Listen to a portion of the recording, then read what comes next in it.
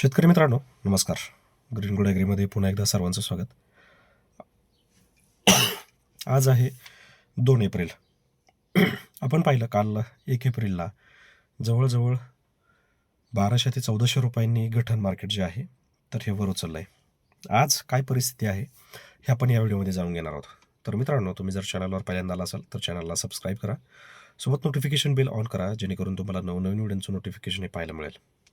मित्रांनो आणि आपल्या जवळपासच्या शेतकरी मित्रांनो, कापूस बाजारभावामध्ये गेली 2014पासून 15पासून मी काम करतो आहे. त्यामुळे बरेचसे छोटे छोटे बारकावे जे आहेत हे मला चांगल्यापैकी माहिती असतात किंवा त्याच्यावर काय परिणाम होऊ शकतो याचा अंदाज मला थोडासा असतो.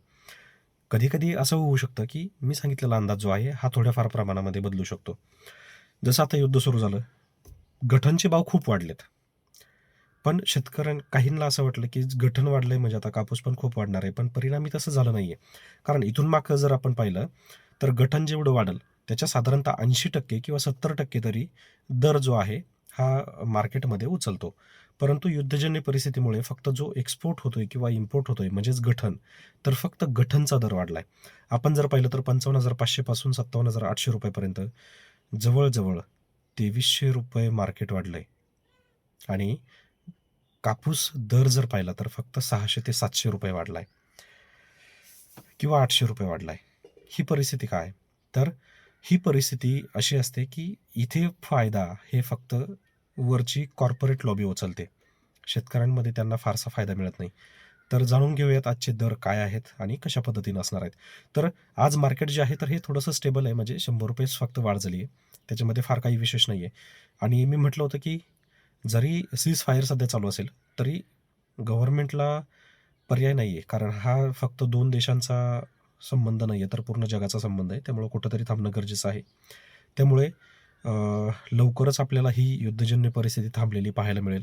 त्यामध्ये आपण आज स्टॉक मार्केट जर पाहिलं तर स्टॉक मार्केटमध्ये सुद्धा ती जी पाहायला मिळाली आहे. थोडक्यात ह्या गोष्टी सगळ्यांशी इंटरकनेक्टेड असतात. परिणामी मला देखील अंदाज लावणं सोपं जातं. तर आता याच्यामध्ये आज दुपारनंतर मार्केटमध्ये तेजी येते की मंदी येते हे पाहणं गरजेचं आहे. मंदी तर येणारच नाही.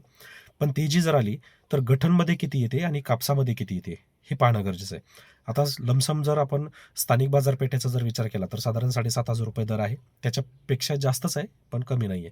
काही ठिकाणी तुरळक एखाद्या ठिकाणी असू शकतो, जर जुना कापूस असेल किंवा फरदड असेल तर. तसा रेग्युलर दर आहे 7,500 रुपयापासून पुढे जवळजवळ 9,000 रुपये. कालच्या दिवशी म्हणजेच जवळजवळ आता 100 रुपये वाढ झाली आहे. त्याच्यामुळे फार काही बदल आपल्याला दिसणार नाही. म्हणजे 9,000 पेक्षा पुढे कापूस दर अजूनही गेला नाही आहे. आणि जातोय की नाही हे आता आपल्याला पुढचे 2 ते 3 दिवस सांगतील. त्याच्यामध्ये आपल्याला एक अंदाज लागून जाईल की गठण किती प्रमाणामध्ये वाढतंय. आणि गठण जर साधारण 1,000 रुपये आणखी वाढत असेल तर स्थानिक मार्केटमध्ये साधारण 200 रुपये वाढणं गरजेचं आहे आणि ते वाढलेले पाहिजेत आणि असावेत. तरच तो शेतकऱ्यांना फायदा होतोय असं आपण समजू शकतो. तर मित्रांनो, सध्याची तरी परिस्थिती अशी आहे की 7,500 रुपये ते 9,000 रुपये त्याच्या पलीकडे भाव नाही आहे. गठण जे वाढतंय, गठण वाढून शेतकऱ्यांचा फायदा फार जास्त होत नाही, कमी होतोय पण खूप कमी. तर पाहूयात पुढचे काही दिवस, आणखी साधारणतः 15 ते 20 दिवस आपल्याला जोपर्यंत युद्ध चालू आहे तोपर्यंत बाजारभाव अपडेट घेणं गरजेचं आहे. जे शेतकरी पूर्णपणे थांबलेत त्यांनी पूर्णपणे तरी थांबू नका. थोडा थोडा कापूस बाहेर काढा. कारण एकदम जर थांबलं तर पुढे मार्केट काय होईल हे सांगू शकत नाही. कारण मार्केटचा भरोसा नाही. ऑलरेडी आता इथून पुढे शेतकऱ्यांचा संबंध सगळा संपलेला आहे. इथून पुढे कॉर्पोरेट लॉबी हँडल करते.